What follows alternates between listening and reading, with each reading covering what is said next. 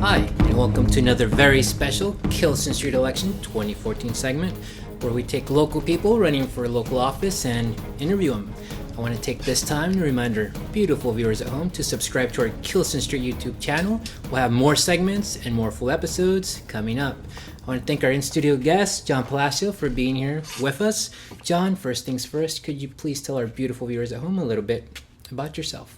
Well, I'm a school board member. I've been on the school board since 1988, and I've been also involved in the community for almost 30-some years in Santa Ana. Been involved working with developmentally disabled children, Little League, Boy Scouts, raised millions of dollars for scholarships for needy students, trying to make a difference in our community. And being an elected official is just one part of who I am, about being available and accessible to help our community. John, why are you seeking re-election? Well, I think that there's still more things to accomplish. During my tenure, nearly $1 billion have been expended in providing state-of-the-art school facilities. Just in the last 6 years alone, we've removed 500 portables from the various schools that allowed us to regain the use of our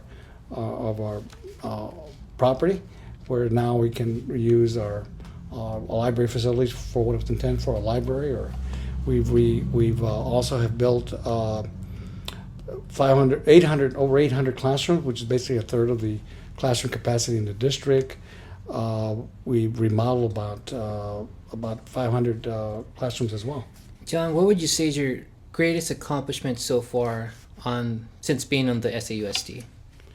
Well, I think when I first came to the school district, our test scores were not the best. And we're working very hard in trying to improve that.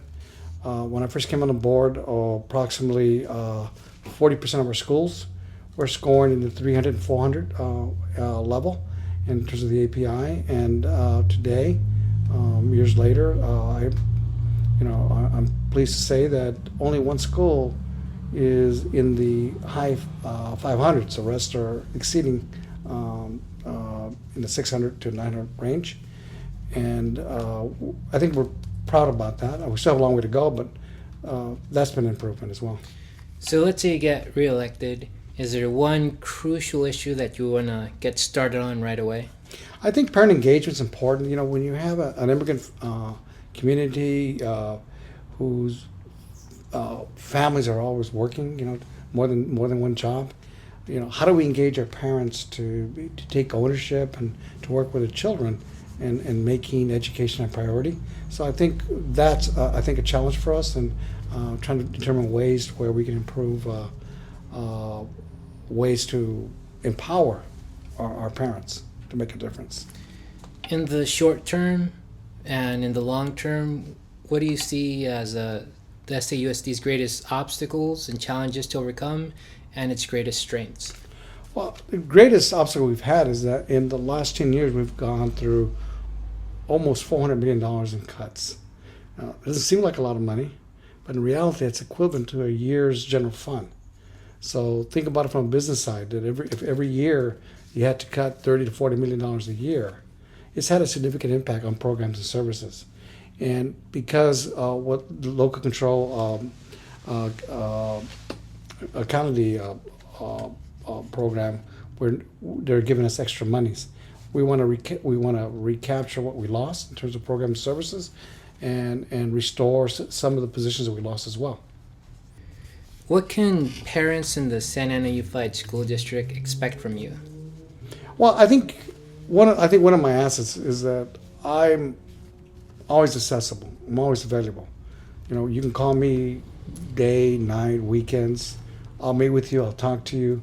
I'll try to address your issues. I think it's important in terms of being a constituent school board member. And I think when people think of me, they think of me as someone who's always trying to make a difference and trying to be helpful.